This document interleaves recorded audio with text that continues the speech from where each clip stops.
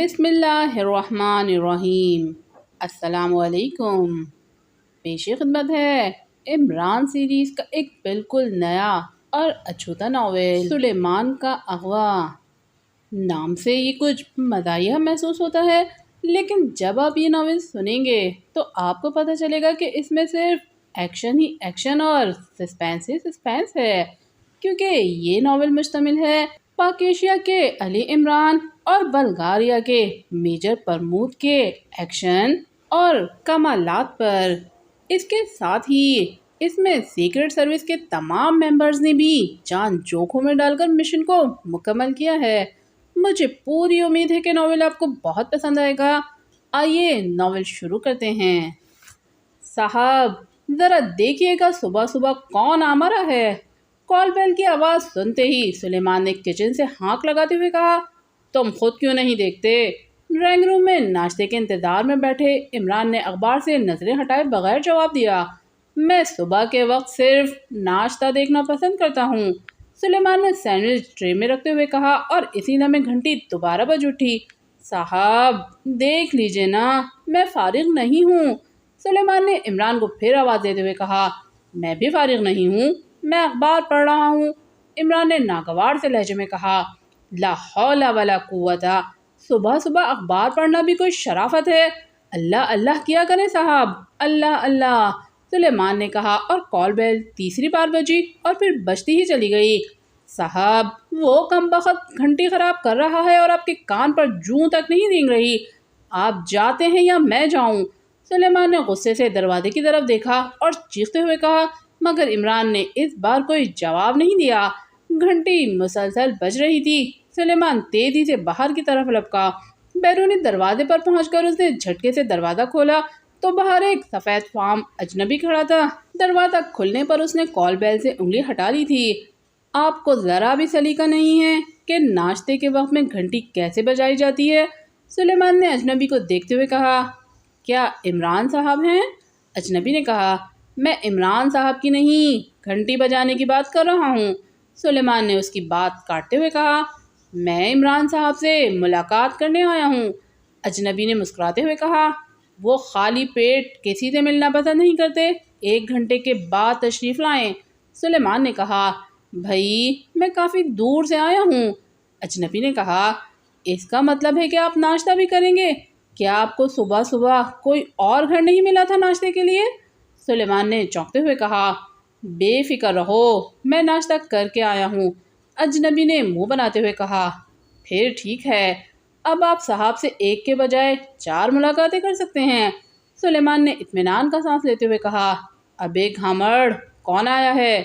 اندر سے عمران کی آواز سنائی دی، صاحب جو بھی آیا ہے ناشتہ کر کے آیا ہے، ڈرنے کی ضرورت نہیں، اگر زیادہ خوف ہے تو کچن میں جا کر جلدی سے ناشتہ کر لیجئے، میں اتنی دیر انہیں روکے رکھوں گا، مگر انڈے صرف اپنے حصے کے کھائیے گا۔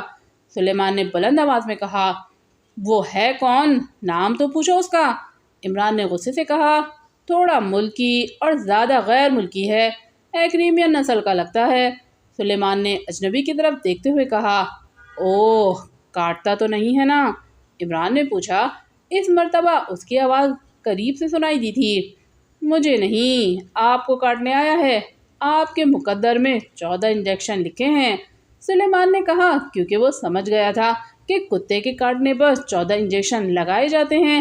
اس دوران اجنبی کا چہرہ سپاٹ رہا، لیکن اس کی آنکھیں غصے سے سرخ ہو گئی تھیں۔ اسی لمحے عمران وہاں آ پہنچا۔ اس نے اجنبی کو دیکھا اور عقب سے سلیمان کی گردن دبوچ لی اور سلیمان بوکھلا گیا، صاحب میں نے آپ کو نہیں کاٹا، چھوڑیے مجھے۔ سلیمان نے گھگیائے ہوئے لہجے میں کہا، جانتے ہو یہ کون ہے؟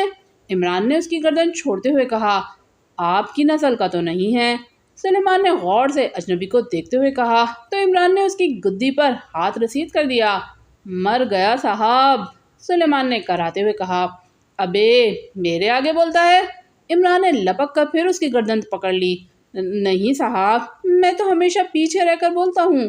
سلیمان نے بوکھلائے ہوئے لہجے میں کہا، چھوڑیے عمران صاحب۔ اجنبی نے مسکراتے ہوئے کہا، بالکل بالکل، مجھے چھوڑیے اور انہیں پکڑیے، کہیں بھاگ نہ جائیں۔ سلیمان نے جلدی سے کہا تو عمران نے اس کی گردن چھوڑ دی اور آگے بڑھ کر اجنبی سے بغل گیر ہو گیا۔ یار تم بھی کمال کرتے ہو، عمران نے اجنبی کو گلے لگاتے ہوئے کہا۔ غریب کو حلال کرتے ہو، حال سے بے حال کرتے ہو۔ سلیمان نے ہانک لگائی۔ شکل کے ساتھ ساتھ آواز بھی بدل کر بولو گے تو یہ گدھا تمہیں کیسے پہچانے گا؟ عمران نے اجنبی سے کہا۔ اوہ پھر آپ نے کیسے پہچانے صاحب؟ سلیمان نے چونکتے ہوئے جلدی سے کہا۔ شٹ اپ، اب تم نے بکواس کی تو اچھا نہیں ہوگا۔ اجنبی نے عمران سے الگ ہوتے ہوئے کہا۔ اچھا صاحب آپ ہی کرتے رہیے، میں اندر جا رہا ہوں، سلیمان نے تیزی سے کہا تو عمران نے اسے پھر دبوچنے کی کوشش کی مگر سلیمان جلدی سے نکل گیا۔ آپ کا ملازم آپ سے 2 جوتے آگے ہی ہے، اجنبی نے ہنستے ہوئے کہا۔ تم اندر تو آؤ، پھر بتاتا ہوں کہ جوتے یہاں کتنے مہنگے ہو گئے ہیں، عمران نے کہا اور پھر وہ اجنبی کے ساتھ ڈرائنگ روم میں آیا اور دونوں آمنے سامنے کرسیوں پر بیٹھ گئے جبکہ سلیمان کچن میں تھا۔ آپ جوتوں کا ذکر کر رہے تھے، اجنبی نے مسکراتے ہوئے کہا۔ ہاں تم آ ہی رہے تھے تو اپنی بھابھی کے لیے ایک جوڑا جوتوں کا ہی لے آتے، عمران نے کہا۔ اوہ کیا آپ نے شادی کر لی ہے؟ اجنبی نے چونکتے ہوئے کہا۔ نہیں یار، شادی اپنے مقدر میں کہاں، عمران نے منہ بناتے ہوئے کہا۔ تو پھر کس بھابھی کی بات کر رہے ہیں؟ کہاں ہے وہ؟ اجنبی نے تجسس بھرے لہجے میں کہا۔ اپنے فلیٹ میں۔ تم بتاؤ تمہارے کتنے بچے ہیں؟ عمران نے پوچھا۔ سوری میری ابھی شادی نہیں ہوئی، اجنبی نے مسکراتے ہوئے کہا۔ اتنے میں سلیمان ناشتے کی ٹرے اٹھائے ڈرائنگ روم میں داخل ہوا اور اس نے میز پر ناشتہ سجا دیا۔ بھائی ان کے لیے بھی ناشتہ لے آؤ، عمران نے اجنبی کی طرف دیکھتے ہوئے کہا۔ یہ ناشتہ کر کے آئے ہیں صاحب، البتہ چائے پلا سکتا ہوں، سلیمان نے منہ بناتے ہوئے کہا۔ بڑے ڈھیٹ اور بے دیدے ہو گئے ہو، اجنبی نے آواز بدل کر کہا۔ جی لگتا ہے آپ کی آواز میں نے بچپن میں کہیں سنی تھی، یہ آواز سن کر سلیمان کی آنکھیں حیرت سے پھیلتی چلی گئیں۔ ہاں یہ تمہیں بچپن میں لوریاں دے کر سلایا کرتے تھے، ابے احمد یہ میجر صاحب ہیں، عمران نے اسے گھورتے ہوئے کہا۔ میجر ہوں یا کرنل، میں تو پرمود صاحب کو پہچان گیا ہوں، سلیمان نے دانت نکالتے ہوئے کہا اور دونوں بازو پھیلا کر اجنبی کی طرف لپکا۔ اجنبی جو بلغاریہ کی secret agent D14 major Pramod ہی تھا، مسکراتا ہوا اٹھا اور سلیمان سے بغل گیر ہو گیا۔ سلیمان کے بچے، کیا اب بھی میجر صاحب کو ناشتہ نہیں کراؤ گے؟ عمران نے ان دونوں کو گرم جوشی سے بغل گیر ہوتے دیکھ کر کہا۔ بس صاحب اب آپ کی سفارش کی ضرورت نہیں، اب تو انہیں لنچ بھی ملے گا اور ڈنر بھی، سلیمان نے جلدی سے کہا۔ اور مجھے، عمران نے اسے گھورتے ہوئے کہا۔ آپ کے لیے مونگ کی دال پرسوں سے تیار کر کے فریزر میں رکھی ہے، سلیمان نے لاپرواہی سے کہا اور دروازے کی طرف بڑھ گیا۔ میجر پرمود سلیمان کی شرارت پر ہنسنے لگا جبکہ عمران دانت پیس کر رہ گیا۔ پھر 2 منٹ کے بعد ہی سلیمان میجر پرمود کے لیے ناشتہ لے کر آیا اور اسے ناشتہ میز پر سجایا اور کمرے سے باہر نکل گیا۔ اس کے جانے کے بعد عمران اور میجر پرمود ناشتہ کرنے لگے۔ سناؤ تم کیسے بھول کر آئے ہو؟ میں تو سمجھا تھا کہ تمثیلہ سے شادی رچا کر 4-5 بچوں کے باپ بن کر گوشہ نشیں ہو گئے ہو، عمران نے کہا۔ ابھی 6 ماہ پہلے تو آپ سے ملاقات ہوئی تھی، اتنی دیر میں یہ سب کچھ کیسے ممکن ہے؟ میجر پرمود نے مسکراتے ہوئے کہا۔ کیوں ممکن نہیں؟ کمپیوٹر کا دور ہے، منٹوں میں مہینوں سالوں کا کام ہو جاتا ہے، عمران نے جواب دیتے ہوئے کہا۔ اس کا مطلب ہے کہ آپ 6-7 بچے پیدا کر چکے ہیں، میجر پرمود نے ہنستے ہوئے کہا۔ اوہ آہستہ بولو، کیوں بدنام کرتے ہو؟ جولیا نے سن لیا تو فوراً گولی مارنے یہاں پہنچ جائے گی، عمران نے گھبرائے ہوئے لہجے میں کہا۔ وہ کیسی ہے؟ میجر پرمود نے ہنستے ہوئے کہا۔ وہی مزاج، گھڑی میں تولا گھڑی میں ماشا، عمران نے کہا۔ مگر گھڑی میں تو سوئیاں ہوتی ہیں، سلیمان نے اچانک اندر داخل ہوتے ہوئے کہا۔ شٹ اپ، میں اس گھڑی کی بات نہیں کر رہا بلکہ جولیا کی بات کر رہا ہوں، عمران نے دہاڑتے ہوئے کہا۔ اچھا میں ابھی فون پر مس جولیا کو آپ کے خیالات سے مطلع کرتا ہوں، سلیمان نے چائے کے برتن میز پر رکھتے ہوئے کہا تو میجر پرمود مسکرا دیا۔ کر کے دیکھو پھر دیکھنا، عمران نے چیلنج کے انداز میں سلیمان کو گھورتے ہوئے کہا۔ آپ کیا کر لیں گے؟ سلیمان نے چونکتے ہوئے کہا۔ میں اسے بیاہ کر یہاں لے آؤں گا اور وہ آتے ہی تمہیں نکال باہر کرے گی، عمران نے دھمکی دیتے ہوئے کہا۔ اوہ ایسا غضب مت کرنا صاحب، ٹھیک ہے میں اسے فون نہیں کرتا۔ اب تو آپ خوش ہیں نا؟ سلیمان نے بوکھلا کر کہا۔ سلیمان پلیز تم ذرا خاموش رہو، میں ایک اہم مسئلے پر بات کرنا چاہتا ہوں۔ میجر پرمود نے ہنستے ہوئے کہا، مسئلہ اگر میری شادی کا ہے تو دل کھول کر باتیں کیجیے۔ میں آپ کا بہت شکر گزار ہوں۔ صاحب کو تو آج تک میری شادی کی بات کرنے کی توفیق نصیب نہیں ہوئی۔ جو فیصلہ ہو مجھے بتا دیجیے گا۔ سلیمان نے خوشی سے بانچھیں پھیلاتے ہوئے کہا، لا حول ولا قوت۔ تم جاؤ گے یا بٹھاؤں تمہیں گھوڑی پر؟ عمران نے غصیلے لہجے میں کہا، گھوڑی کی کیا ضرورت ہے؟ دولہا بن کر آپ کی گاڑی میں زیادہ اچھا لگوں گا۔ سلیمان نے جلدی سے کہا۔ عمران کے تیور بگڑتے دیکھ کر سلیمان فوراً ہی کمرے سے نکل گیا، جبکہ عمران دانت پیس کر رہ گیا۔ تم اس بیچارے کی شادی کیوں نہیں کرا دیتے؟ اپنے ساتھ اسے بھی بوڑھا کیے جا رہے ہو۔ میجر پرمود نے ہنستے ہوئے کہا، میجر کیا تم یہاں شادیاں دیکھنے آئے ہو؟ عمران نے سنجیدہ لہجے میں کہا، نہیں، میں ایک مشن پر یہاں آیا ہوں۔ میجر پرمود نے چائے کی پیالی اٹھاتے ہوئے کہا، وہ تو مجھے بھی معلوم ہے کہ تم مشن پر آئے ہو، پنگ پونگ کھیلنے نہیں، لیکن وہ مشن ہے کیا؟ عمران نے پوچھا۔ ریڈ وولف کی آمد، میجر پرمود نے مختصراً جواب دیتے ہوئے کہا تو عمران اس طرح اچھل پڑا جیسے انجانے میں اسے سانپ نے ڈس لیا ہو۔ 5 اسٹار ہوٹل کے ڈائننگ ہال میں لنچ کرنے والوں کا رش تھا۔ زینوں کے قریب والی ایک چھوٹی سی میز پر ایک گھنی داڑھی اور گھنی مونچھوں والا ایک ادھیڑ عمر شخص ایک نوجوان لڑکی بیٹھے کھانا کھا رہے تھے۔ کھانے کے دوران ادھیڑ عمر بے حد محتاط دکھائی دے رہا تھا اور بار بار ماحول کا جائزہ لے رہا تھا کہ اچانک اس کی جیب میں پڑے موبائل فون کی گھنٹی بجی تو اس نے چونکتے ہوئے کھانے سے ہاتھ کھینچ لیا۔ اوہ، کس کی کال ہے؟ لڑکی نے بے اختیار پوچھا۔ معلوم نہیں، میں کال وصول کرنے جا رہا ہوں، تم کھانا کھاؤ، ادھیڑ عمر نے اٹھتے ہوئے کہا اور پھر زینوں کی طرف بڑھ گیا۔ زینے طے کر کے وہ فرسٹ فلور پر پہنچا اور ایک کمرے کا لاک کھول کر اندر داخل ہو گیا۔ اس کمرے میں اس کے سوا اور کوئی نہیں تھا۔ اس نے دروازہ بند کیا اور تیزی سے موبائل فون نکال کر آن کر دیا۔ ہیلو، اینتھونی بول رہا ہوں، ادھیڑ عمر نے موبائل فون کان سے لگاتے ہوئے کہا۔ جیمز بول رہا ہوں، دوسری طرف سے آواز سنائی دی۔ یس سر، حکم فرمائیے، اینتھونی نے مؤدبانہ لہجے میں کہا۔ گریشیا کہاں ہے؟ جیمز نے پوچھا۔ نیچے ڈائننگ ہال میں لنچ کر رہی ہے سر، میں وہیں سے اٹھ کر آیا ہوں، اینتھونی نے کہا۔ ٹھیک ہے، اب تم لوگ پہلے سے زیادہ ہوشیار رہنا، بلغاریہ کا ڈی ایجنٹ میجر پرمود یہاں پہنچ چکا ہے، جیمز نے کہا۔ اوہ، وہ کب پہنچا سر؟ اینتھونی نے چونکتے ہوئے پوچھا۔ آج صبح کی فلائٹ سے، تم دوسرے ساتھیوں کو بھی خبردار کر دو، جیمز کی آواز سنائی دی۔ رائٹ سر، کیا وہ تنہا آیا ہے؟ اینتھونی نے پوچھا۔ تو کیا فوج لے کر آتا؟ یہ مت سمجھو کہ وہ کسی فورس کے ساتھ آیا ہوگا، وہ خود بہت بڑی فورس ہے، جواب میں اینتھونی نے غراہٹ بھری آواز میں کہا۔ پھر بھی سر، وہ اکیلا آدمی اور ہمارا پورا گروپ، اینتھونی کہنے لگا۔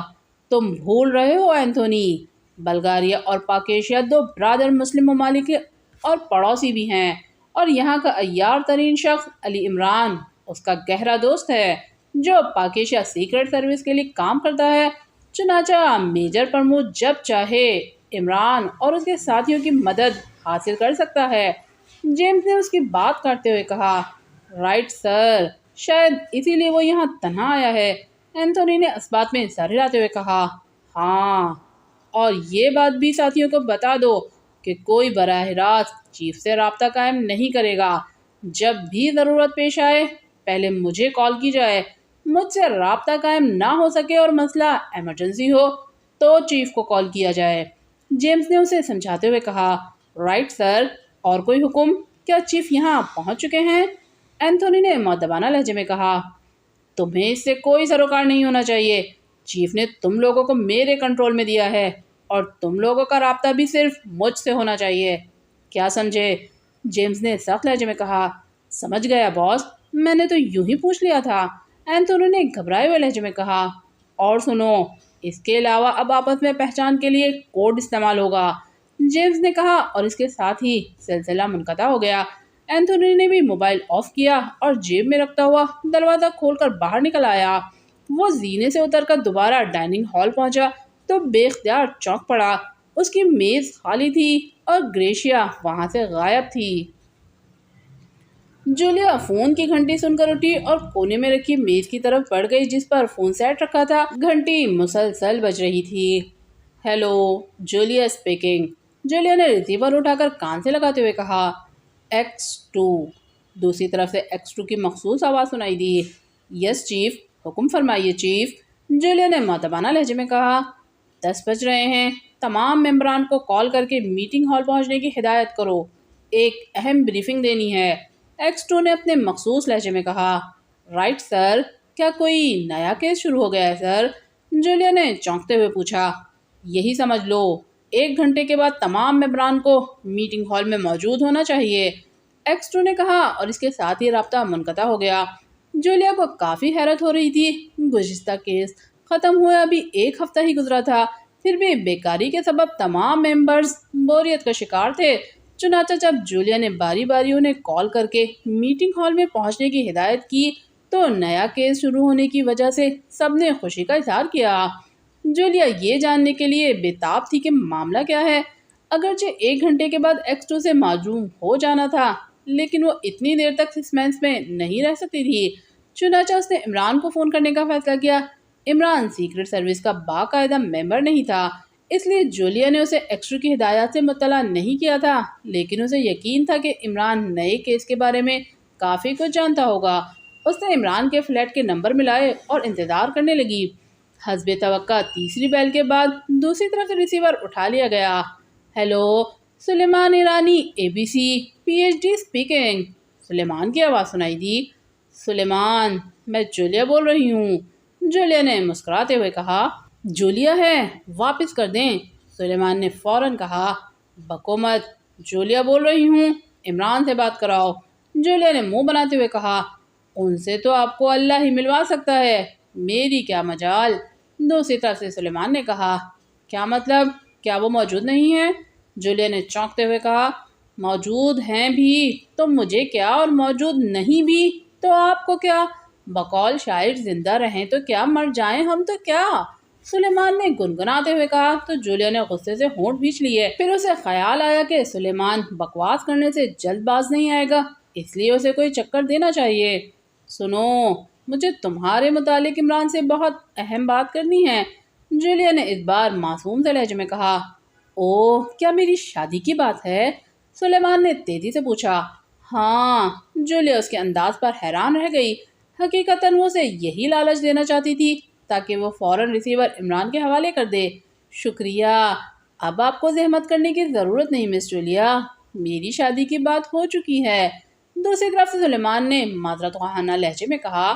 کیا مطلب، کس سے بات ہو چکی ہے؟ جولیا نے چونکتے ہوئے کہا۔ صاحب سے، اور وہ آمادہ بھی ہو گئے ہیں کہ پہلے وہ میری شادی کرائیں گے پھر اپنی۔ مجھے افسوس ہے، اب آپ کو انتظار کرنا پڑے گا، کیونکہ اگر انہوں نے پہلے خود شادی کر لی تو آپ مجھے گھر سے نکال کر خود کچن سنبھال لیں گی، سلیمان نے وضاحت کرتے ہوئے کہا۔ بکو مت، مجھ سے بات کرتے وقت ہوش میں رہا کرو، ورنہ کسی روز ایسی مرمت کروں گی کہ یاد رکھو گے، جولیا نے جھنجھلائے ہوئے لہجے میں کہا۔ بس اسی خطرے کی وجہ سے وہ پہلے مجھے دولہا بنائیں گے، سلیمان نے چہکتے ہوئے کہا۔ میں کہتی ہوں ریسیور دو عمران کو، جولیا نے غصے سے دہاڑتے ہوئے کہا۔ میں نے انہیں ریسیور دینے سے انکار تو نہیں کیا جو آپ خفا ہو رہی ہیں، لیکن مسئلہ یہ ہے کہ وہ موجود نہیں ہیں، سلیمان نے کہا۔ کیا تم نے پہلے کیوں نہیں بتایا بے وقوف، جولیا نے زچ ہوتے ہوئے کہا۔ بے وقوف جو ٹھہرا، سلیمان نے ٹھنڈی آہ بھرتے ہوئے کہا تو جولیا نے ریسیور کرڈر پر پٹک دیا۔ اسے سلیمان پر بے حد غصہ آ رہا تھا کیونکہ کم بخت نے 15 منٹ ضائع کر دیے تھے۔ 11:15 بجے جولیا اپنی کار میں بیٹھی دانش منزل کی طرف روانہ ہو گئی۔ 10 منٹ کے بعد وہ دانش منزل پہنچی تو میٹنگ ہال میں عمران سمیت تمام ممبرز موجود تھے۔ آہا جولیا، بہت دیر کر دی مہرباں آتے آتے، عمران نے جولیا کو دیکھ کر چہکتے ہوئے کہا، جبکہ دوسرے ممبران بے اختیار مسکرا دیے اور جولیا جھینپ کر رہ گئی۔ اپنی کرسی کی طرف بڑھتے ہوئے اس نے سب کو سلام کیا اور صفدر کے قریب موجود کرسی پر بیٹھ گئی۔ آج تو آپ سب سے آخر میں آئی ہیں مس جولیا، صفدر نے مسکراتے ہوئے کہا۔ سب سے پہلے آتی تو کون سا قلعہ فتح کر لیتی، عمران نے کہا، جو جولیا سے تیسری کرسی پر کیپٹن بابر کے پاس بیٹھا تھا۔ بکو مت، تمہیں اس سے کیا؟ میں پہلے آؤں یا بعد میں؟ جولیا نے غصے سے کہا۔ میں نے نہیں، صفدر نے پوچھا ہے۔ تم اس کا غصہ مجھ پر مت نکالو، میں شادی سے پہلے ایسا کوئی حق نہیں رکھتا، عمران نے جواب دیتے ہوئے کہا۔ شادی؟ تو کیا آپ شادی کر رہے ہیں؟ چوہان نے حیرت بھرے لہجے میں کہا۔ نہیں بھائی، سلیمان شادی کر رہا ہے، میں تو پہلے ہی پچھتا رہا ہوں، عمران نے معصوم سے لہجے میں کہا۔ اوہ، پہلے آپ نے کب شادی کی تھی؟ نعمانی نے چونکتے ہوئے پوچھا۔ پیدا ہونے سے پہلے، اور دوسری شادی مرنے کے بعد کروں گا، عمران نے منہ بناتے ہوئے کہا تو تمام ممبرز اس کے جواب پر بے اختیار ہنس پڑے۔ عمران صاحب، پہلی شادی سے کوئی بچہ بھی ہوا تھا؟ کیپٹن بابر نے پوچھا۔ نہیں بھائی، بقول کنفیوشس جو بچہ تھا وہ لٹانے کے لیے آئے ہیں، آخری شادی کرانے کے لیے آئے ہیں، عمران نے چہکتے ہوئے کہا۔ عمران صاحب، آپ کا کنفیوشس اردو گیت گاتا تھا یا انگلش؟ خاور نے ہنستے ہوئے پوچھا۔ گاتا تو انگلش میں تھا، لیکن گیت ہماری فلموں سے چرایا کرتا تھا، عمران نے کہا۔ ہیلو ممبرز، دفتن ہال میں نصب اسپیکر سے ایکسٹرو کی مخصوص آواز ابھری تو عمران خاموش ہو کر منہ بنانے لگا۔ یس چیف، تمام ممبرز موجود ہیں، جولیا نے مؤدبانہ لہجے میں کہا۔ گڈ، تم لوگ یہ جاننے کے لیے بے چین ہوں گے کہ تمہیں یہاں کیوں بلایا گیا ہے، ایکس 2 نے اپنے مخصوص لہجے میں کہا۔ یس سر، میں جانتا ہوں کہ آپ نے دعوت ولیمہ میں شرکت کے لیے ہمیں بلایا ہے، عمران نے جلدی سے بولتے ہوئے کہا۔ عمران، سنجیدہ رہو، میں نے تم لوگوں کو یہ بتانے کے لیے بلایا ہے کہ ریڈ ولف ہمارے ملک میں موجود ہے، ایکس 2 نے سپاٹ لہجے میں کہا۔ وہی ریڈ ولف جو سیکرٹ سروس کے تمام انکار کو جانتا ہے، جولیا نے حیرت بھرے لہجے میں کہا۔ ہاں، وہی خطرناک اور بین الاقوامی مجرم ریڈ ولف جو اب دنیا کے 22 ممالک کو مطلوب ہے، لیکن ابھی تک نہیں پکڑا جا سکا۔ جانتے ہو کیوں؟ ایکس 2 نے کہا۔ جی ہاں، اس لیے کہ جسے اللہ رکھے اسے کون چکھے، عمران نے ایک بار پھر جلدی سے جواب دیتے ہوئے کہا۔ ہاں، کسی حد تک یہ مثال بھی اس پر صادق آتی ہے، لیکن اصل وجہ یہ ہے کہ وہ انتہائی تیز، پھرتیلا اور عیار آدمی ہے، وہ جہاں واردات کرتا ہے اپنا نشان نہیں چھوڑتا، واردات کرنے کے بعد وہ چند گھنٹوں میں ہی اس ملک سے نکل جاتا ہے، ایکس 2 نے کہا۔ سر، وہ یہاں کس مقصد کے لیے آیا ہے؟ کیپٹن بابر نے پوچھا۔ میری شادی میں شرکت کے لیے، تمہیں کوئی اعتراض ہے کیا؟ عمران نے کیپٹن بابر کی طرف دیکھتے ہوئے آہستہ سے کہا تو وہ ہنس پڑا۔ مجھے آج ہی پتہ چلا ہے کہ وہ یہاں موجود ہے، بلغاریہ سیکرٹ سروس کا نامور ایجنٹ T-14 میجر پرمود اس کی تلاش میں آج صبح یہاں پہنچا ہے، ایکس 2 نے کہا تو میجر پرمود کے ذکر پر تمام ممبرز بے اختیار چونک پڑے۔ چیف، کیا ریڈ ولف بلغاریہ میں کوئی واردات کر کے آیا ہے؟ صفدر نے سوال کیا۔ ظاہر ہے، ورنہ میجر پرمود کو یہاں کیوں آنا پڑتا؟ ریڈ ولف تنہا نہیں ہے، بلکہ اس نے اپنا ایک گروہ بنا رکھا ہے، ایک ملک میں واردات کر کے وہ دوسرے ملک جا پہنچتا ہے، اغوا، بلیک میلنگ، قتل و غارت اور سرکاری خفیہ راز چرانا جیسے جرائم اس کا پیشہ ہیں۔ یہاں وہ کس مقصد کے تحت آیا ہے، اس کا پتہ چلانا اب تمہارا کام ہے، تم لوگوں کو اس کا کھوج لگانا ہے اور اس کے گروہ کی سرگرمیوں کا پتہ چلانا ہے، میں نہیں چاہتا کہ وہ یہاں کسی واردات کرنے میں کامیاب ہو سکے، ایکس 2 نے جواب دیتے ہوئے کہا۔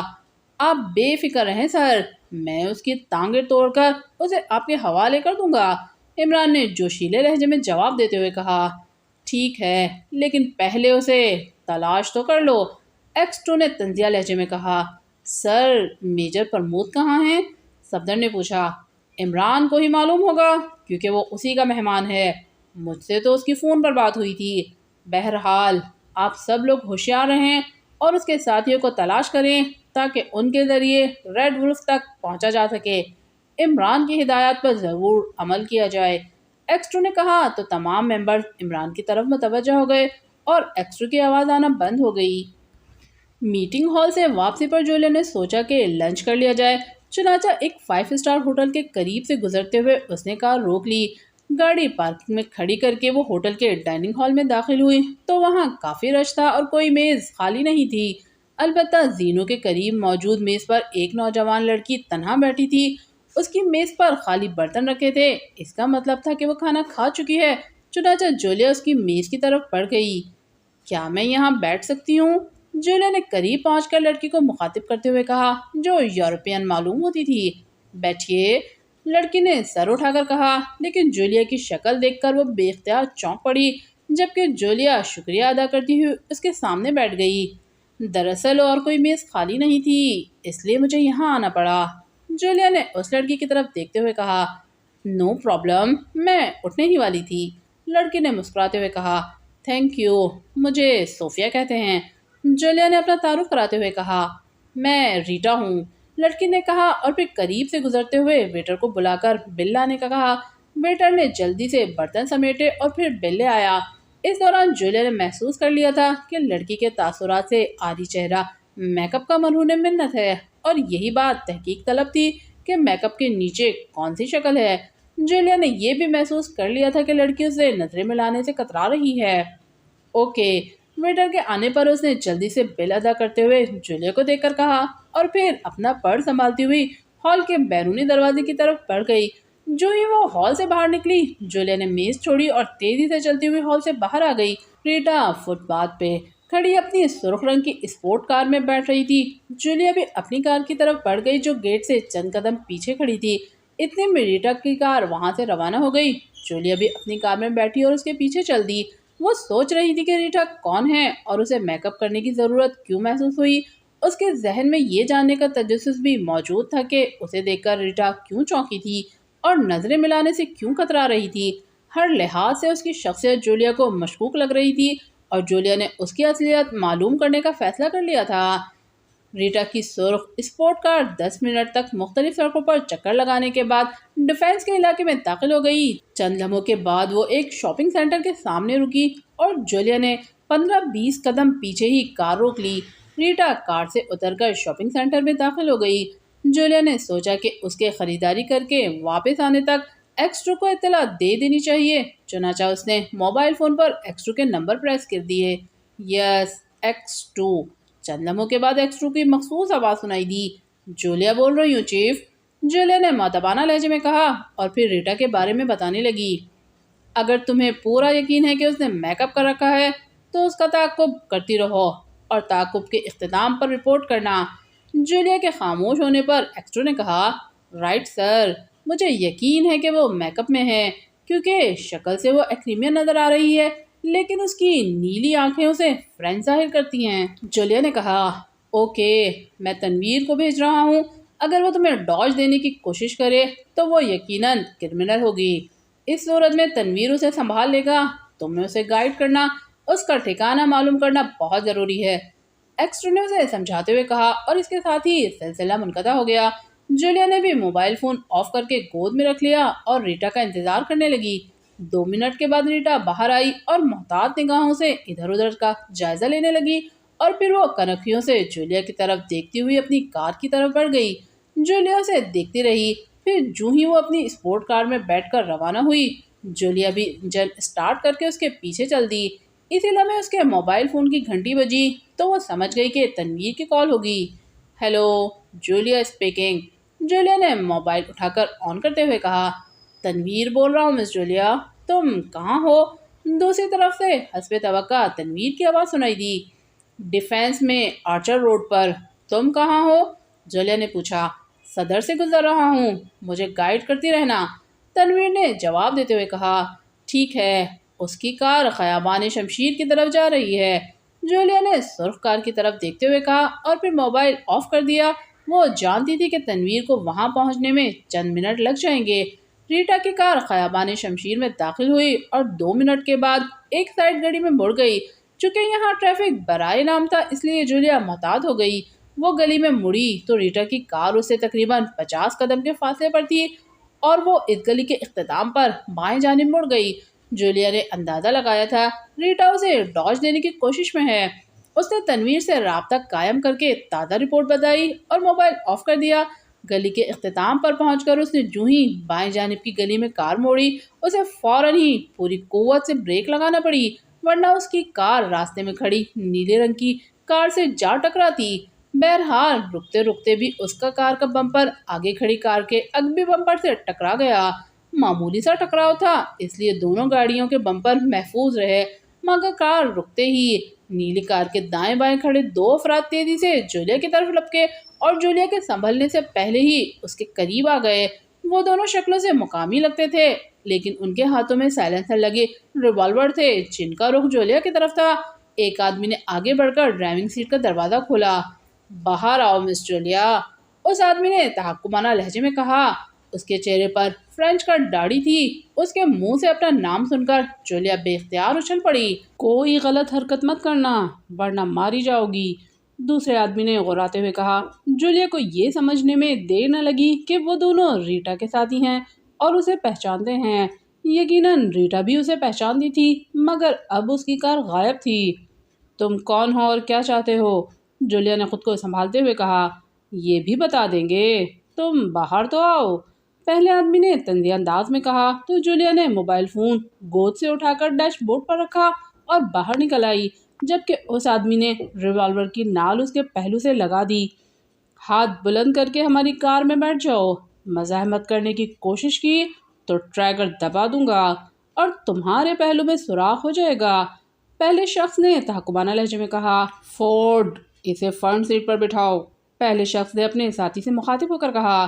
نہیں مائیکل، اگبی سیٹ بہتر رہے گی، میں تو کہتا ہوں کہ اسے بے ہوش کر کے لے چلو تو زیادہ بہتر رہے گا، فورڈ نے کہا، لیکن جولیا پہلے ہی دن میں فیصلہ کر چکی تھی کہ وہ ان کے ساتھ نہیں جائے گی۔ چنانچہ اس نے ان کی کار کی طرف قدم بڑھایا، لیکن پھر یکدم ایڑیوں کے بل گھومی اور اس نے فورڈ کے ساتھی کے ریوالور پر ہاتھ مارتے ہوئے دوسرے ہاتھ کا مکہ اس کی ناک پر رسید کر دیا۔ وہ شخص زور سے کر رہا اور اس کے ہاتھ سے ریوالور گر گیا اور وہ ناک پر ہاتھ رکھ کے پیچھے ہٹتا چلا گیا۔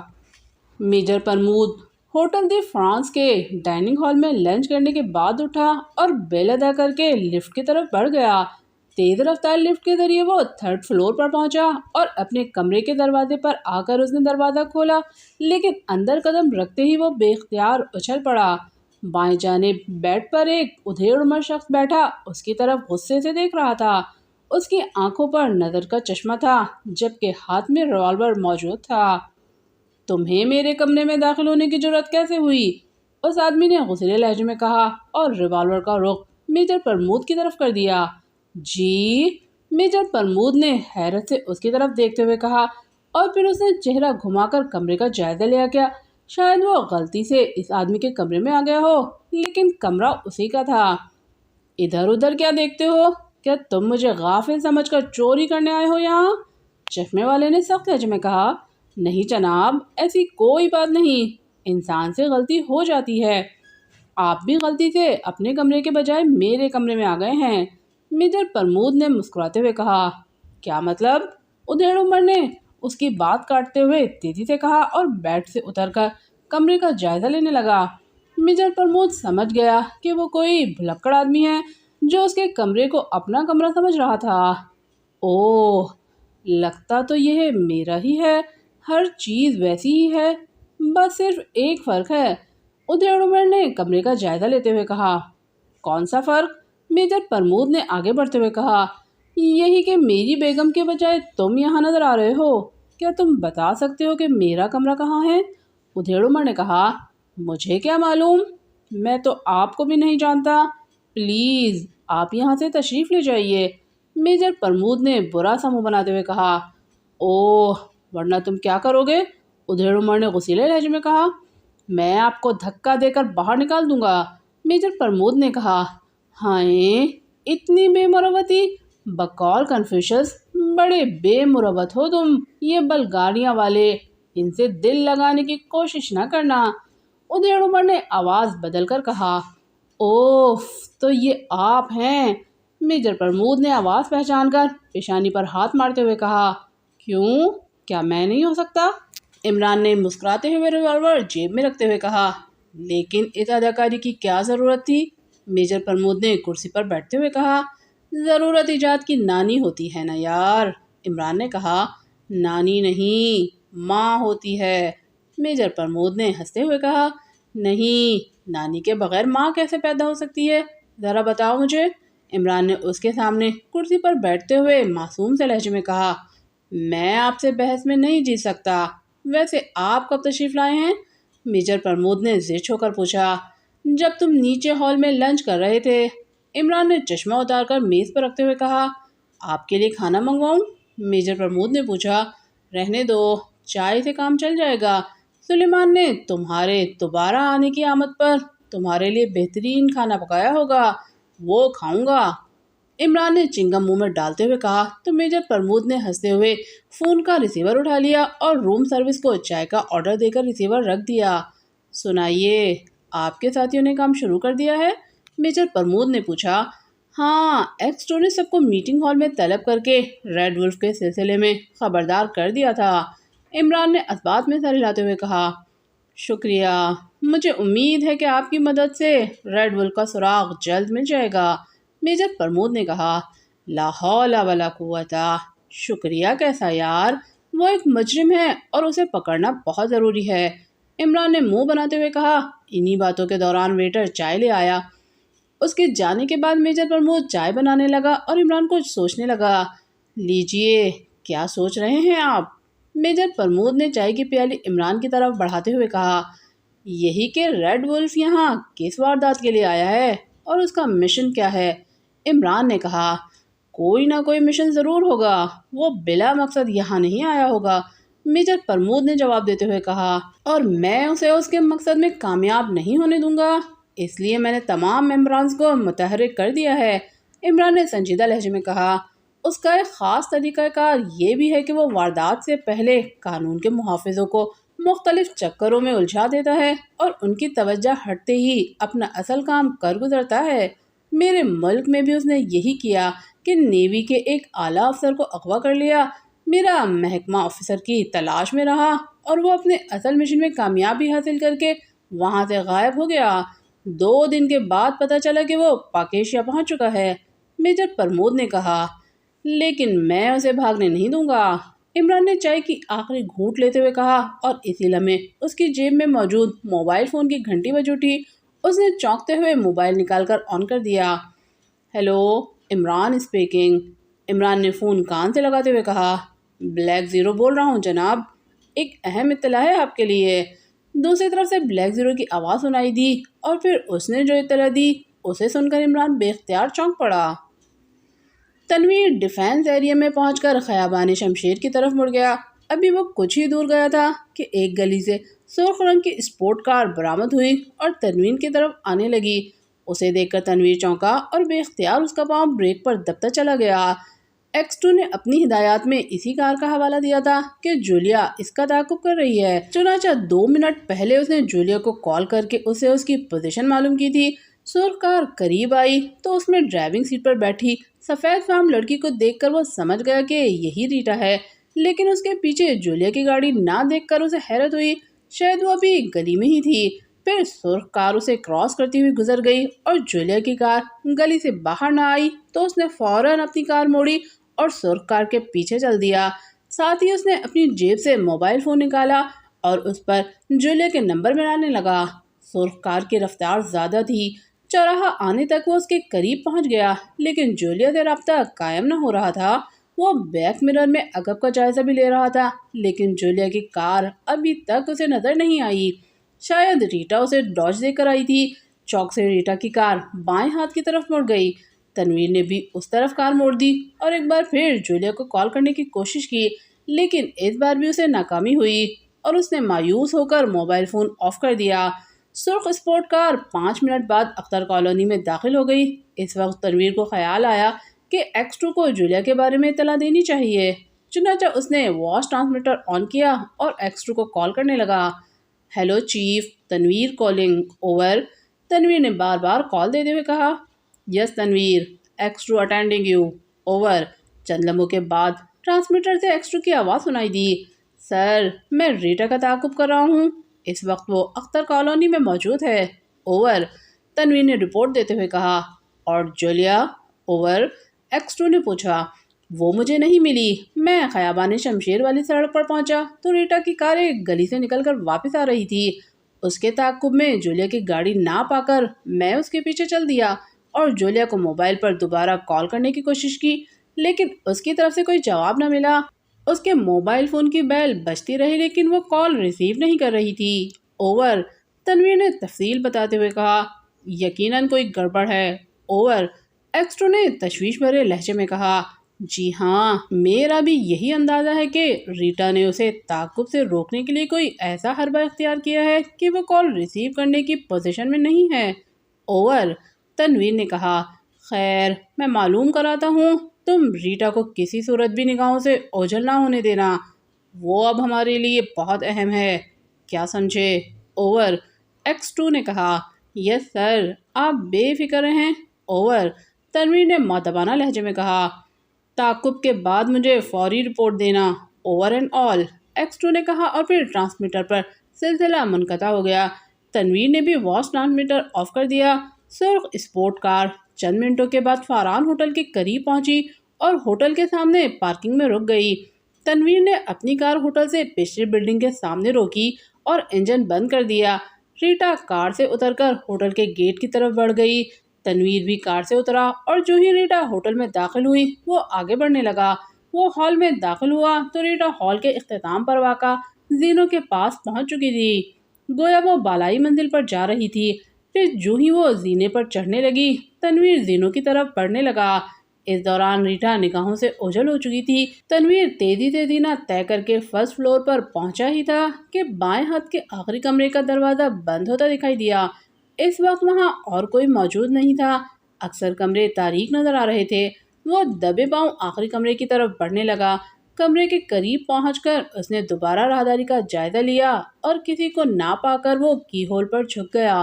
اس نے سوراخ کے اندر جھانکا تو سامنے والی دیوار کے پاس ڈریسنگ ٹیبل کے قریب ریٹا کھڑی دکھائی دی، مگر دوسرے لمحے ایک جھٹکے سے دروازہ کھلا اور کسی نے اسے گردن سے دبوچ کر اندر کھینچ لیا۔ تنویر لڑکھڑاتا ہوا اندر رکھی ایک کرسی سے جا ٹکرایا۔ اس نے تیزی سے خود کو سنبھالا اور پلٹ کر دیکھا تو یکدم اپنی جگہ ساکت ہو کر رہ گیا۔ دروازے کے قریب ایک سفید فام شخص کھڑا اسے گھور رہا تھا۔ اس کے ہاتھ میں سائلنسر لگا ریوالور تھا جس کا رخ تنویر کے سینے کی طرف تھا اور دوسرے ہاتھ سے اس نے دروازہ بند کر دیا تھا۔ خبردار، ہاتھ بلند کر لو مسٹر تنویر، ورنہ سینے میں روشن دان کھول دوں گا، سفید فام نے سرد لہجے میں کہا تو تنویر اپنا نام سن کر چونکا اور اس نے ہاتھ اٹھا دیے۔ غصے سے اس کا چہرہ سرخ ہو رہا تھا۔ گریشیا، تم ایک سائڈ پر ہو جاؤ، سفید فام نے تنویر سے نگاہیں ہٹائے بغیر ریٹا سے کہا تو وہ واش روم کی طرف بڑھ گئی۔ تنویر سمجھ گیا کہ ریٹا کا اصل نام گریشیا ہے۔ ہاں، اب بتاؤ، تم اس کا تعاقب کیوں کر رہے تھے؟ سفید فام نے تنویر سے پوچھا۔ تمہارے سوال کا میرے پاس کوئی جواب نہیں ہے۔ اگر تم میرا نام جانتے ہو تو تمہیں یہ بھی معلوم ہوگا کہ ہر ملک میں غیر ملکیوں پر نگاہ رکھی جاتی ہے۔ تنویر نے اسے گھورتے ہوئے کہا، آسکر، باس کو کال کر کے ہدایات لو، میں اسے کور کرتی ہوں، گریشیا نے تیزی سے کہا تو سفید فام جسے گریشیا نے آسکر کہہ کر پکارا تھا اس نے ریوالور گریشیا کے حوالے کر دیا اور پھر جیب سے موبائل فون نکال کر نمبر ملانے لگا۔ گریشیا نے ریوالور تنویر پر تان رکھا تھا اور تنویر سوچ رہا تھا کہ اسے کیا کرنا چاہیے۔ آسکر بول رہا ہوں باس، سیکرٹ سروس کا ممبر تنویر گریشیا کا تعاقب کرتا ہوا میرے کمرے تک پہنچا ہے اور میں نے اسے پکڑ لیا ہے، آسکر نے رپورٹ دیتے ہوئے کہا۔ یس سر، وہ جولیا کے بارے میں مجھے بتا چکی ہے، دوسری طرف کی بات سن کر آسکر نے کہا، اور پھر چند لمحوں تک وہ آپس میں باتیں کرتے رہے اور پھر اس نے فون آف کر کے جیب میں رکھ لیا۔ میں اس کی تلاشی لوں گا، اگر یہ ہاتھ گرانے کی کوشش کرے تو بلا دریغ فائر کر دینا، آسکر نے گریشیا سے کہا اور پھر وہ تنویر کے عقب میں آ گیا اور اس کی جیبیں ٹٹولنے کے بعد ایک جیب سے ریوالور نکال لیا۔ ٹھیک اسی لمحے تنویر نے ہاتھ نیچے کیے اور سامنے کھڑی گریشیا نے فائر کھول دیا، مگر تنویر کو اس کی پہلے ہی توقع تھی، اس لیے ہاتھ نیچے کرتے ہی وہ یکدم فرش پر بیٹھ گیا تھا۔ نتیجے میں بے آواز ریوالور کی گولی عقب میں کھڑے آسکر کے شانے میں اتر گئی اور اس کے ہاتھ سے تنویر کا ریوالور گر گیا۔ آسکر کے حلق سے تیز کراہ نکلی اور اس نے شانے پر ہاتھ رکھ لیا۔ اس کے زخمی ہونے پر گریشیا ایک لمحے کے لیے گھبرا کر رہ گئی اور اسی لمحے سے تنویر نے بیٹھے بیٹھے اس پر چست لگا دی اور گریشیا کے ہاتھ سے ریوالور چھوٹ گیا اور وہ ڈریسنگ ٹیبل سے جا ٹکرائی۔ تنویر نے پھرتی سے سنبھل کر گرا ہوا ریوالور اٹھایا اور آسکر کو کور کرتا ہوا 2 قدم پیچھے ہٹ گیا۔ گریشیا نے سنبھل کر اس کی طرف دیکھا اور میز پر رکھا اپنے پرس کی طرف ہاتھ بڑھا دیا۔ خبردار، ہاتھ بلند کر لو ورنہ تمہارا چہرہ اڑا دوں گا، تنویر نے غراتے ہوئے کہا تو گریشیا اپنی جگہ ساکت ہو کر رہ گئی۔ تم بچ کر نہیں جا سکتے، میرے ساتھی یہاں پہنچنے ہی والے ہیں، آسکر نے غصے سے تنویر کو گھورتے ہوئے کہا۔ فی الحال تم اپنی بات کرو، جولیا کہاں ہے؟ تنویر نے گریشیا کو گھورتے ہوئے کہا۔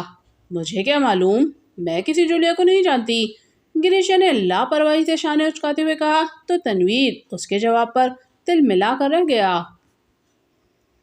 فرینچ کٹ داڑھی والا جس کا نام ہیکل تھا پیچھے ہٹا ہی تھا کہ جولیا نے پھرتی سے جھک کر اس کا گرا ہوا ریوالور اٹھانا چاہا، لیکن اسی لمحے کار کی دوسری جانب کھڑے فورڈ نے اسے لڑکارا۔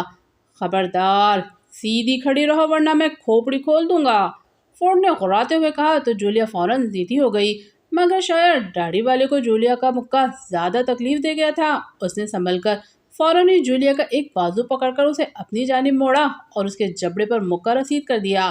اشتعال کے عالم میں مارا گیا مکہ اگر جولیا کو لگ جاتا تو جولیا کا جبڑا یقیناً ٹوٹ جاتا، لیکن وہ غافل نہیں تھی کہ بے خبری میں مار کھا جاتی یا مزاحمت نہ کرتی، چنانچہ اس نے فوراً ہی اپنا دوسرا بازو چہرے کے سامنے کر کے داڑھی والے کا مکہ کلائی پر روکا اور دائیں ٹانگ اٹھاتے ہوئے اس کے پیٹ میں گھٹنا رسید کر دیا۔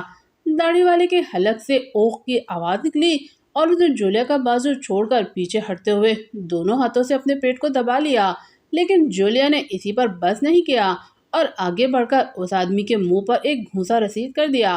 اتنے میں فورڈ کار کے عقب سے گھوم کر جولیا کی پشت پر پہنچ گیا، لیکن جولیا غافل نہیں تھی، وہ پھرکی کی طرح گھومی اور فورڈ کے ریوالور والے ہاتھ پر ٹھوکر رسید کر دی۔ فورڈ کے ہاتھ سے ریوالور نکل کر دور جا گرا، پھر اس کے سنبھلنے سے پہلے جولیا نے اس کے جبڑے پر ایک زوردار مکہ رسید کر دیا۔ فورڈ لڑکھاتا ہوا پیچھے ہٹا ہی تھا کہ داڑھی والے نے سنبھل کر جولیا پر چھلانگ لگا دی اور وہ لڑکھڑاتی ہوئی عقب میں اپنی کار سے جا ٹکرائی۔ داڑھی والے نے اچھل کر اس کے پیٹ میں لات رسید کرنے کی کوشش کی تھی، مگر جولیا نے فوراً ہی اپنی جگہ چھوڑ دی اور اس آدمی کی لات کار کی باڈی پر پڑی اور وہ لڑکھڑا کر رہ گیا۔ جولیا نے پھرتی سے آگے بڑھ کر اس کے چہرے پر فلائنگ کک رسید کر دی اور وہ کراہتا ہوا پشت کے بل زمین پر جا گرا۔ اتنے میں فورڈ نے سنبھل کر جولیا پر حملہ کر دیا۔ جولیا جانتی تھی کہ وہ ان کی گرفت میں آ گئی تو وہ اسے اغوا کر کے اپنے ساتھ لے جائیں گے، چنانچہ جو ہی فورڈ نے اس کے منہ پر گھونسا رسید کیا وہ یک دم نیچے بیٹھ گئی۔ فورڈ کا گھونسا ہوا میں پڑا اور وہ بے اختیار آگے کی طرف جھکا ہی تھا کہ جولیا نے اس کے پیٹ میں ٹکر رسید کر دی۔ اس ضرب سے وہ درد کی شدت سے کراہتا ہوا پیچھے ہٹتا چلا گیا اور جولیا تیزی سے کھڑی ہوئی اور اس نے فورڈ کے چہرے پر فلائنگ کک رسید کر دی۔ فورڈ کے منہ سے ہلکی سی چیخ نکلی اور وہ جبڑے پر ہاتھ رکھے کار سے جا ٹکرایا۔ ٹھیک اسی لمحے داڑھی والے نے عقب سے جولیا پر چھلانگ لگا دی اور اسے دونوں بازوؤں کی گرفت میں جکڑ لیا۔ جولیا کے دونوں بازو بھی اس کی گرفت میں آ گئے تھے، مگر جولیا نے فوراً اپنی سینڈل کی ہیل اس آدمی کی داہنی پنڈلی پر دے ماری اور اس نے درد کی شدت سے بلبلاتے ہوئے جولیا کو چھوڑ دیا۔ وہ ایک پاؤں پر اچھلنے لگا تھا۔ جولیا آزاد ہوتے ہی لٹو کی طرح گھومی اور غصے کی شدت سے جبڑے بھیجے ہوئے اس نے داڑھی والے پر حملہ کر دیا۔ داڑھی والا اپنی پنڈلی کی تکلیف سے ابھی سنبھلا بھی نہیں تھا کہ جولیا کا ہاتھ اس کے کاندھے پر پڑا اور وہ چیختا ہوا زمین پر بیٹھتا چلا گیا۔ کراٹے کی ضرب نے اس کے کاندھے کی ہڈی توڑ دی تھی۔ جو ہی وہ نیچے بیٹھا جولیا نے اچھل کر اس کے چہرے پر ٹھوکر رسید کر دی۔ داڑھی والا کراہتا ہوا پشت کے بل جا گرا۔ اتنے میں فورڈ نے جولیا پر جس لگائی اور اسے دبوچ کر اس کی پشت اپنے سینے سے لگاتے ہوئے ایک بازو اس کی گردن کے گرد لپیٹ لیا۔ ہیکل، جلدی سے ریوالور اٹھاؤ، فورڈ نے داڑھی والے کی طرف دیکھ کر غراتے ہوئے کہا اور داڑھی والا جس کا نام ہیکل تھا تیزی سے اٹھا اور زمین پر گرا ہوا ریوالور اٹھا کر جولیا پر تان لیا۔ غصے کی شدت سے اس کی آنکھیں سرخ ہو رہی تھیں اور اس کے منہ کے بائیں گوشے سے خون بہہ رہا تھا۔ سوئس بندریا، میں تمہارا بہت برا حشر کروں گا، ہیکل نے غراتے ہوئے کہا اور جولیا کے منہ پر تھپڑ رسید کر دیا۔ جولیا نے غصے کی شدت سے فوراً ہی دونوں پاؤں اٹھا کر اس کے سینے پر رسید کر دیے اور ہیکل کراہتا ہوا پشت کے بل زمین پر جا گرا اور اس کے ہاتھ سے ریوالور نکل گیا۔ جولیا کے حرکت کے آنے سے فورڈ کی گرفت کمزور پڑ گئی اور جولیا نے اس کی گرفت سے گردن آزاد کرانے کی کوشش کی، مگر اس نے فوراً دائیں ہاتھ کا مکہ جولیا کی کن پٹی پر رسید کر دیا۔ جولیا کے حلق سے کراہ نکلی اور آنکھوں کے سامنے اندھیرا چھانے لگا۔ پھر اس کا ذہن تاریکیوں میں ڈوبتا چلا گیا اور وہ بے ہوش ہو چکی تھی۔ فورڈ نے اسے زمین پر ڈالا۔ ہیکل غراتا ہوا زمین سے اٹھا اور جولیا کی طرف لپکا۔ بس کرو، وہ بے ہوش ہو چکی ہے، فورڈ نے جلدی سے کہا تو ہیکل رک کر جولیا کو گھورنے لگا اور پھر اس نے اپنا ریوالور اٹھایا اور جیب میں رکھا۔ فورڈ نے بھی اپنا ریوالور اٹھا لیا تھا۔ اسے اگبی نشست پر ڈال دو، ہری اپ، کہیں اس کا کوئی ساتھی نہ آ جائے، فورڈ نے ہیکل سے مخاطب ہو کر کہا اور اپنی کار کی ڈرائیونگ سیٹ پر بیٹھ کر انجن اسٹارٹ کرنے لگا۔ ہیکل نے جولیا کو اٹھایا اور کار کی اگبی نشست پر ڈال کر دروازہ بند کر دیا۔ پھر وہ فرنٹ سیٹ پر بیٹھا اور فورڈ نے گاڑی آگے بڑھا دی۔ ایک دو گلیوں میں گھوم کر وہ مین روڈ پر آ گئے۔ ہیکل بیک مرر میں دیکھ کر اپنا چہرہ صاف کر رہا تھا، اس کا جبڑا سوجا ہوا تھا۔ باس کو رپورٹ دو، فورڈ نے ایک نظر اس کی طرف دیکھتے ہوئے کہا تو ہیکل نے ڈیش بورڈ پر پڑا اپنا موبائل فون اٹھایا اور نمبر پریس کرنے لگا، جبکہ فورڈ سامنے دیکھ رہا تھا۔ ہیلو، جیمز اسپیکنگ، چند لمحوں کے بعد موبائل سے آواز سنائی دی۔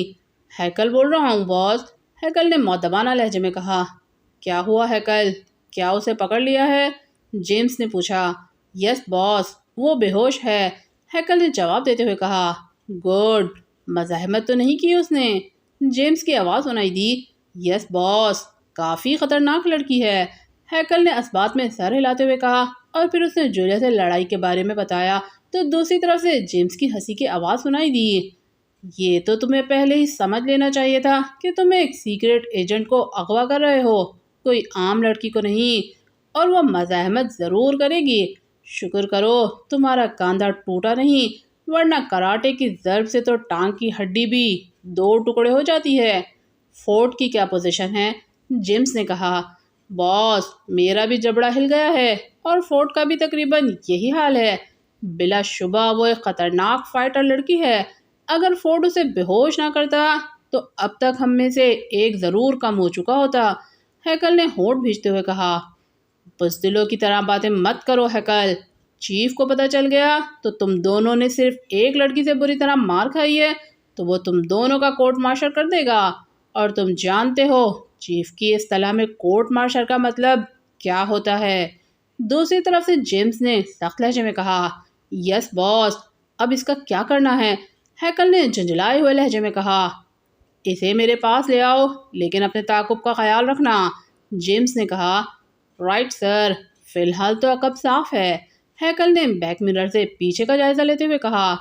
ٹھیک ہے، جولیا کو یہاں پہنچانے کے بعد تم دونوں اپنے ہوٹل چلے جانا اور نئی ہدایات ملنے تک ہوٹل تک محدود رہنا، اس کے علاوہ میک اپ کر کے اپنی شکلیں تبدیل کر لینا، جیمز نے انہیں سمجھاتے ہوئے کہا اور ساتھ ہی سلسلہ منقطع کر دیا تو ہیکل نے بھی موبائل فون آف کیا اور فورڈ اسے غور سے دیکھنے لگا۔ عمران کے چونکنے پر میجر پرمود کو حیرت ہوئی تھی، لیکن وہ خاموش رہا۔ عمران چند لمحوں تک بلیک زیرو سے بات کرتا رہا، پھر اس نے موبائل آف کر دیا۔ کیا ہوا عمران صاحب، کیا کوئی اہم اطلاع دی ہے کسی نے؟ میجر پرمود نے حیرت بھرے لہجے میں کہا۔ ہاں، بلیک زیرو کی کال تھی، جولیا ایک غیر ملکی لڑکی کا تعاقب کرتی ہوئی کسی مصیبت میں گرفتار ہو گئی ہے اور اب تنویر اس کا تعاقب کر رہا ہے، عمران نے سنجیدہ لہجے میں کہا اور پھر اس نے تفصیل بتا دی۔ اس کی بات سن کر میجر پرمود بھی پریشان ہو گیا تھا۔ کیا کسی کو اس کا پتہ کرانے کے لیے بھیجا گیا ہے؟ میجر پرمود نے پوچھا۔ ہاں، بلیک زیرو نے نعمانی کو بھیجا ہے، میں چلتا ہوں کہیں وہ لڑکی تنویر کو ڈاج نہ دے جائے، عمران نے اٹھتے ہوئے کہا۔ اگر مس جولیا کو اغوا کر لیا گیا ہے تو ریٹا سے ہی اس کے بارے میں معلوم ہو سکتا ہے، میجر پرمود نے کہا۔ اسی لیے تو جا رہا ہوں، تمہارا اب کیا پروگرام ہے؟ عمران نے پوچھا۔ فی الحال تو کوئی پروگرام ذہن میں نہیں، بہرحال ریڈ ولف کی گرفتاری تک یہی رہوں گا، میجر پرمود نے مسکراتے ہوئے کہا تو عمران نے اثبات میں سر ہلا دیا اور پھر وہ میجر پرمود سے ہاتھ ملا کر دروازے کی طرف بڑھ گیا۔ اس کے جانے کے بعد میجر پرمود نے ایک سگریٹ سلگایا اور کچھ سوچنے لگا۔ چند منٹ کے بعد وہ اٹھا اور کمرے سے نکل آیا، دروازہ لاک کر کے وہ زینے کی طرف بڑھ گیا۔ وہ زینہ اتر کر نیچے پہنچا اور ہال سے گزرتا ہوا باہر آ گیا۔ سڑک پر آ کر اس نے ایک ٹیکسی روکی اور اس میں بیٹھ کر 5 اسٹار ہوٹل کی طرف چل دیا۔ جولیا نے اسی ہوٹل سے ریٹا کا تعاقب شروع کیا تھا اور اسے خیال آیا تھا کہ ہو سکتا ہے ریٹا کا قیام اسی ہوٹل میں ہو۔ اس صورت میں وہ اس کے کمرے کی تلاشی لے کر کوئی ایسا کلو تلاش کر سکتا تھا جو ریڈ ولف کا سراغ لگانے میں مددگار ثابت ہوتا۔ 10 منٹ کے بعد ٹیکسی 5 اسٹار ہوٹل کے گیٹ پر رکی۔ اس نے بیل ادا کیا اور ٹیکسی سے اتر کر ہوٹل میں داخل ہو گیا۔ ہال میں اس وقت زیادہ رش نہیں تھا۔ وہ کاؤنٹر پر پہنچا جہاں ایک نوجوان کلرک موجود تھا۔ میرا تعلق خفیہ بلے سے ہے اور مجھے تمہارا تعاون چاہیے، میجر پرمود نے اس کی طرف جھک کر آہستہ سے کہا۔ اوہ، کس قسم کا تعاون سر؟ کلرک نے حیران ہوتے ہوئے کہا۔ تھوڑی سی معلومات۔ کچھ دیر پہلے لنچ ٹائم میں ایک غیر ملکی لڑکی نے یہاں کھانا کھایا تھا، میجر پرمود نے کہا۔ یس سر، اس کے ساتھ ہمارا ایک مہمان بھی تھا، کلرک نے چونکتے ہوئے کہا۔ گڈ، کیا وہ بھی غیر ملکی تھا؟ میجر پرمود نے مسکراتے ہوئے پوچھا۔ نو سر، وہ یہی ہیں اور روم نمبر 20 میں مقیم ہے، کلرک نے کہا۔ شکریہ۔ کس نام سے؟ اس کا حلیہ کیا ہے؟ میجر پرمود نے پوچھا۔ فاروقی، کلرک نے رجسٹر کھولا اور اس میں درج نام پڑھتے ہوئے کہا، اور پھر اس نے فاروقی کا حلیہ بھی بتا دیا۔ کیا وہ اپنے کمرے میں موجود ہے؟ میجر پرمود نے پوچھا۔ یس سر، کھانا کھانے کے بعد اسے زینوں کی طرف جاتے دیکھا گیا تھا، اس کے بعد وہ نیچے نہیں آیا، کلرک نے کہا۔ تو میجر پرمود نے ایک بار پھر اس کا شکریہ ادا کیا اور زینے کی طرف بڑھ گیا، لیکن ابھی وہ زینوں سے چند قدم پیچھے ہی تھا کہ ایک ادھیڑ عمر شخص زینے سے اترتا دکھائی دیا۔ اسے دیکھ کر میجر پرمود رک گیا۔ وہ شخص زینے سے اتر کر قریب آیا تو میجر پرمود کو محسوس ہوا اس کی داڑھی اصلی نہیں ہے۔ کلرک کے بتائے ہوئے حلیے کے مطابق وہ فاروقی ہی تھا۔ فاروقی نے اس کے قریب سے گزرتے ہوئے سرسری انداز میں اس کی طرف دیکھا اور پھر آگے بڑھ گیا۔ میجر پرمود نے پلٹ کر اس کی طرف دیکھا۔ اس کی چال میں تیزی تھی اور وہ باہر جا رہا تھا۔ میجر پرمود نے صرف ایک لمحے کے لیے سوچا اور فیصلہ کر لیا کہ اس کا پیچھا کرنا چاہیے۔ اس نے کمرے کا نمبر تو معلوم کر لیا تھا اور کمرہ وہ پھر کسی وقت بھی چیک کر سکتا تھا، چنانچہ وہ بھی ہال کے بیرونی دروازے کی طرف بڑھتا چلا گیا۔ وہ ہال سے باہر آیا تو سفید رنگ کی ایک کار پارکنگ سے نکل کر گیٹ کی طرف بڑھ رہی تھی۔ اس کی ڈرائیونگ سیٹ پر وہی آدمی نظر آ رہا تھا۔ جو ہی کار گیٹ سے نکل کر دائیں جانب بڑھی، میجر پرمود دوڑنے والے انداز میں گیٹ سے باہر آیا۔ اتفاق سے قریب ہی ایک خالی ٹیکسی موجود تھی۔ جلدی چلو، میجر پرمود نے کار کی عقبی نشست کا دروازہ کھول کر اندر بیٹھتے ہوئے کہا تو ڈرائیور نے جلدی سے انجن اسٹارٹ کر دیا۔ بس سیدھے چلو، ذرا جلدی چلو، میجر پرمود نے کہا تو ڈرائیور نے ٹیکسی آگے بڑھا دی اور رفتار میں اضافہ کرتا چلا گیا۔ فاروقی کی کار کافی فاصلے پر پہنچ چکی تھی مگر ڈرائیور جلد ہی اس کے قریب پہنچ گیا۔ اب فاروقی کی کار اور ٹیکسی کے درمیان صرف ایک پک اپ حائل تھی۔ اب رفتار کم کر دو، تمہیں پک اپ سے آگے جانے والی سفید کار کا پیچھا کرنا ہے، لیکن کار والے کو احساس نہ ہو سکے کہ اس کا تعاقب کیا جا رہا ہے، کیا سمجھے؟ میجر پرمود نے ایک نوٹ نکال کر ڈرائیور کی طرف بڑھاتے ہوئے کہا۔ سمجھ گیا جناب۔ کیا اس میں کوئی لڑکی ہے؟ ڈرائیور نے نوٹ لے کر جیب میں رکھتے ہوئے کہا۔ نہیں، ایک دوست ہے، میں دیکھنا چاہتا ہوں کہ وہ کہاں کہاں جھک مارتا پھرتا ہے، میجر پرمود نے مسکراتے ہوئے کہا، مگر ڈرائیور کچھ نہ بولا۔ تعاقب کا سلسلہ جاری رہا۔ تقریباً 10 منٹ کے بعد سفید کار شہر سے باہر جانے والی سڑک پر پہنچ گئی۔ شہری حدود ختم ہونے پر فاروقی کی کار ایک چھوٹی سی سڑک پر مڑ گئی جو ایک مضافاتی بستی کو جاتی تھی۔ اوہ، یہ تو گوٹ جا رہا ہے جناب، ڈرائیور نے چونکتے ہوئے کہا۔ ہاں، یہ لو، کرائے کی فکر مت کرنا، وہ الگ ملے گا تمہیں، میجر پرمود نے ایک بڑا نوٹ نکال کر اس کی طرف بڑھاتے ہوئے کہا تو ڈرائیور نے بھی کار چھوٹی سڑک پر موڑ دی۔ اب دونوں گاڑیوں کے درمیان 30-40 میٹر کا فاصلہ تھا، لیکن پھر اچانک یہ فاصلہ کم ہونے لگا۔ سفید کار کی رفتار کم ہوتی جا رہی تھی، پھر وہ رک گئی اور فاروقی کار سے اتر کر دائیں طرف کے درختوں کی طرف بڑھ گیا جن کے دوسری طرف کھیت تھے۔ لیجئے، اس بیچارے کو شاید پیشاب آ گیا ہے، ڈرائیور نے ہنس کر کہا۔ اس سڑک کی چوڑائی زیادہ نہیں تھی اور فاروقی کی کار سڑک کے بالکل وسط میں کھڑی تھی، اس طرح دوسری گاڑی کے کراس کرنے کا راستہ نہیں بچتا تھا۔ اس کے پیچھے کار روک دو، میجر پرمود نے ڈرائیور سے کہا تو ڈرائیور نے اس کی ہدایت پر عمل کیا اور سفید کار سے چند قدم پیچھے ٹیکسی روک کر ہارن بجانے لگا۔ میجر پرمود گھنے درختوں کی طرف محتاط نظروں سے دیکھ رہا تھا جن کے آس پاس خضرا گھنی جھاڑیوں کی بہتات تھی۔ فاروقی ان جھاڑیوں کی آڑ میں کہیں موجود تھا، لیکن میجر پرمود کے ذہن میں یہ خدشہ پیدا ہو گیا تھا کہ کہیں فاروقی اسے ڈاج دے کر نکل نہ جائے۔ چنانچہ وہ ٹیکسی سے اتر آیا اور جیب میں ہاتھ ڈالے درختوں کی طرف بڑھنے لگا۔ پھر جو ہی وہ ایک جھاڑی کے قریب پہنچا، بائیں جانب درخت کی آڑ سے فاروقی برآمد ہوا اور اس نے ریوالور میجر پرمود کی کنپٹی سے لگا دیا۔ ہاتھ بلند کر لو مسٹر۔ ریوالور نکالنے کی کوشش کی تو ٹریگر دبا دوں گا، فاروقی نے غراتے ہوئے کہا۔ تو میجر پرمود نے کنکھیوں سے اس کی طرف دیکھتے ہوئے ہاتھ اٹھا دیے۔ اس کے ریوالور کی نال پر سائلنسر فٹ تھا۔ تم کون ہو اور کیوں میرا پیچھا کر رہے ہو؟ فاروقی نے اس کے سامنے آتے ہوئے کہا اور ریوالور میجر پرمود کی کنپٹی سے ہٹا کر سینے سے لگا دیا۔ تمہیں غلط فہمی ہوئی ہے، میں تو بستی کی طرف جا رہا تھا، تمہیں بلانے آیا تھا کہ راستے سے گاڑی ہٹاؤ۔ میجر پرمود نے ہنستے ہوئے کہا، شٹ اپ، مجھے یاد پڑتا ہے کہ میں نے تمہیں 5 اسٹار ہوٹل میں دیکھا تھا، تم یقیناً وہیں سے میرے پیچھے ہو۔ فاروقی نے غراتے ہوئے کہا، نہیں، میں تو صدر کی طرف سے آ رہا ہوں، تم خواہ مخواہ شک کر رہے ہو، یقین نہیں تو ٹیکسی والے سے پوچھ لو۔ میجر پرمود نے کہا، چلو میں معلوم کرتا ہوں اس سے۔ فاروقی نے اسے گھورتے ہوئے کہا۔ ٹیکسی ڈرائیور اس کے ہاتھ میں ریوالور دیکھ کر خوفزدہ ہو گیا تھا۔ میجر پرمود پلٹ کر اس کی طرف بڑھا۔ اسی لمحے ڈرائیور نے پھرتی سے گیئر بدلا اور ٹیکسی تیزی سے پیچھے کی جانب دوڑتی چلی گئی۔ اسے روکو، ٹیکسی ڈرائیور کو فرار ہوتا دیکھ کر فاروقی نے غراتے ہوئے کہا، لیکن میجر پرمود جانتا تھا کہ ٹیکسی ڈرائیور نہیں رکے گا، یقیناً وہ اپنی جان بچانے کے لیے بھاگ رہا تھا۔ ارے ٹھہرو، رک جاؤ، میجر پرمود نے ہاتھ اٹھاتے ہوئے ٹیکسی ڈرائیور کو آواز دیتے ہوئے کہا، مگر دوسرے ہی لمحے میجر پرمود لٹو کی مانند گھما اور وہی ہاتھ عقب میں کھڑے فاروقی کے ریوالور پر رسید کر دیا۔ نتیجے میں فاروقی کے ہاتھ سے ریوالور گر گیا اور میجر پرمود نے تیزی سے ہاتھ کا گھونسا اس کے جبڑے پر رسید کر دیا۔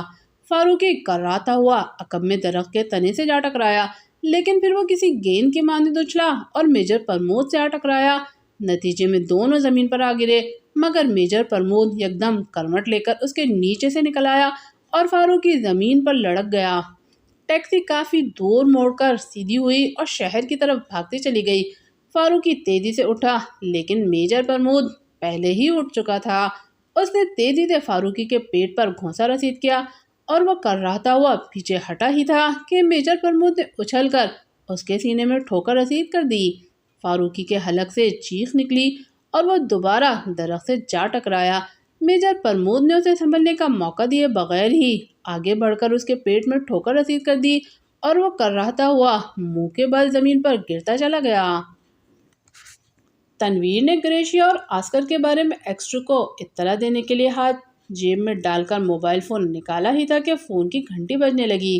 وہ چونکا اور اس نے جلدی سے فون آن کر کے کان سے لگایا۔ Hello, Tanveer speaking. تنویر نے گریشیا اور آسکر سے نگاہیں ہٹائے بغیر کہا، عمران بول رہا ہوں۔ دوسری طرف سے عمران کی آواز سنائی دی۔ کیسے فون کیا ہے؟ تنویر نے منہ بناتے ہوئے کہا، تمہاری خیریت معلوم کرنے کے لیے۔ سناؤ، کہاں گھوم رہے ہو؟ عمران نے چہک کر کہا، بکو مت، میں تمہاری طرح نکما نہیں ہوں کہ آوارہ گردی کرتا رہوں۔ تنویر نے غصیلے لہجے میں کہا، تو کیا پتنگ اڑا رہے ہو جولیا کے ساتھ؟ عمران نے پوچھا۔ اوہ، کیا تم جانتے ہو کہ جولیا کہاں ہے؟ تنویر نے چونک کر کہا، ہاں، سنا ہے وہ تمہارے ساتھ گئی ہے، اسی لیے مجھے تمہارے چوہے نے تم سے رابطہ کرنے کی ہدایت کی ہے۔ دوسری طرف سے عمران نے کہا، وہ میرے ساتھ نہیں تھی، مگر تم اس وقت کیا کر رہے ہو؟ تنویر نے تیزی سے کہا، تمہیں کال کر رہا ہوں، تم اپنے بارے میں بتاؤ، کیا ریٹا کا تعاقب جاری ہے؟ آسکر اور گریشیا خاموشی سے ہاتھ اٹھائے اس کی طرف دیکھ رہے تھے۔ نہیں، اس کا نام گریشیا ہے اور میں اس وقت فاران ہوٹل میں ہوں، تنویر نے کہا، مگر پھر اسے خیال آیا کہ وہ دونوں بھی اس کی باتیں سن رہے ہیں، اس لیے اس نے کوڈ ورڈ میں کمرے کا نمبر اور ان دونوں کی پوزیشن بتا دی۔ تم انہیں قابو میں رکھو، میں 5 منٹ میں پہنچ رہا ہوں، عمران نے جواب دیتے ہوئے کہا۔ ٹھیک ہے، جلدی آؤ، تنویر نے کہا اور فون آف کیا ہی تھا کہ گریشیا نے یکدم اپنی جگہ سے جھس لگائی اور اڑتی ہوئی تنویر سے آ ٹکرائی۔ تنویر کے ہاتھ سے ریوالور گر گیا اور وہ 2-3 قدم پیچھے ہٹتا چلا گیا۔ ابھی وہ سنبھلنے ہی نہ پایا تھا کہ گریشیا نے اس کے منہ پر گھونسا رسید کر دیا۔ تنویر عقب میں دیوار سے جا ٹکرایا۔ گریشیا نے فوراً ہی آگے بڑھ کر اس کے پیٹ میں گھونسا رسید کر دیا، لیکن تنویر تیزی سے بائیں جانب ہٹا اور گریشیا کا ہاتھ دیوار سے ٹکرایا۔ اس کے حلق سے تیز کراہ نکلی اور اس نے اپنا ہاتھ پکڑ لیا۔ اسی لمحے آسکر اس کے گرے ہوئے ریوالور کی طرف جھپٹا، مگر تنویر نے دیکھ لیا تھا اور اس نے فوراً ہی آسکر پر چھلانگ لگا دی۔ آسکر کراہتا ہوا ایک کرسی سے ٹکرا گیا۔ اسی لمحے گریشیا نے عقب سے تنویر کی کمر پر لات رسید کر دی۔ وہ لڑکھڑاتا ہوا ڈریسنگ ٹیبل سے جا ٹکرایا۔ گریشیا نے فوراً پلٹ کر دروازے کی طرف جست لگائی اور دروازہ کھول کر باہر نکل گئی۔ تنویر نے فوراً دروازے کی طرف دیکھا، مگر اسی لمحے آسکر نے سنبھل کر اس پر حملہ کر دیا اور اس کا گھونسا تنویر کے جبڑے پر پڑا اور تنویر کے حلق سے کراہ نکل گئی۔ آسکر نے تیزی سے دوبارہ اس کے چہرے پر مکہ رسید کرنے کی کوشش کی، لیکن تنویر نے اس بار اس کا وار کلائی پر روکا اور جواباً دوسرے ہاتھ کا مکہ آسکر کی ناک پر رسید کر دیا۔ آسکر درد سے بلبلاتا ہوا اور ناک پر ہاتھ رکھ کے پیچھے ہٹ گیا۔ تنویر گریشیا کے فرار ہونے پر غضبناک ہو گیا تھا۔ اس نے کوئی لمحہ ضائع کیے بغیر اچھل کر آسکر کے سینے پر ٹھوکر رسید کی اور وہ کراہتا ہوا کرسی سے جا ٹکرایا۔ تنویر نے تیزی سے ریوالور کی طرف چھلانگ لگائی اور ریوالور لے کر پلٹا ہی تھا کہ آسکر نے کرسی اٹھا کر اس پر دے ماری۔ تنویر کے ہاتھ سے ریوالور چھوٹ گیا اور وہ لڑکھڑاتا ہوا میز سے جا ٹکرایا۔ آسکر نے تیزی سے دروازے کی طرف چھلانگ لگائی، لیکن جو ہی وہ دروازے پر پہنچا اس کے جبڑے پر ایک گھونسا پڑا اور وہ اچھل کر کمرے کے وسط میں آ گرا۔ پھر اس نے دروازے کی طرف دیکھا تو وہاں ایک ادھیڑ عمر شخص ہاتھ میں ریوالور لیے پلکیں جھپکا رہا تھا۔ تنویر نے سنبھل کر فرش پر سے ریوالور اٹھایا اور غور سے ادھیڑ عمر کی طرف دیکھا تو اس نے آنکھ دبا دی۔ تب تنویر نے اسے پہچان لیا۔ تم کون ہو؟ آسکر نے فرش سے اٹھتے ہوئے ادھیڑ عمر آدمی سے پوچھا اور تنویر نے آسکر پر ریوالور تان لیا۔ چور کا گواہ گھرگھٹ، عمران نے کہا جو ادھیڑ عمر کے روپ میں تھا۔ گریشیا کہاں ہے؟ عمران نے ایک ہاتھ پیچھے کر کے دروازہ بند کرتے ہوئے پوچھا۔ فرار ہو گئی ہے، تم سے بات کر کے موبائل آف کر رہا تھا کہ اس نے حملہ کر دیا، اور اگر میں نہ آتا تو یہ بھی فرار ہونے میں کامیاب ہو جاتا، عمران نے طنزیہ لہجے میں کہا۔